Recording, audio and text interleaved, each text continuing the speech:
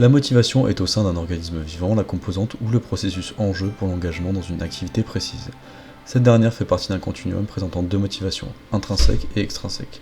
La motivation intrinsèque est autonome, se définit par la volonté de la personne, ses choix, et tire source dans ses valeurs et ses envies. La motivation extrinsèque vient de l'extérieur et est définie par les obligations de la personne, en général définies par une autorité supérieure. Pour un enfant, cela peut être un parent ou un professeur.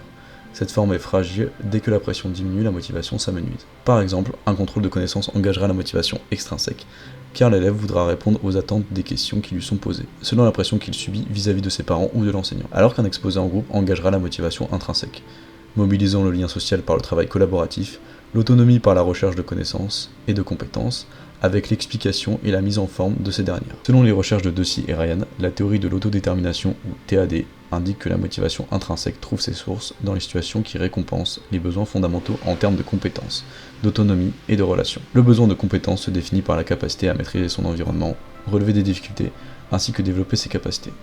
Le besoin d'autonomie est le fait de se sentir libre face à ses choix et de se sentir acteur dans ses actions.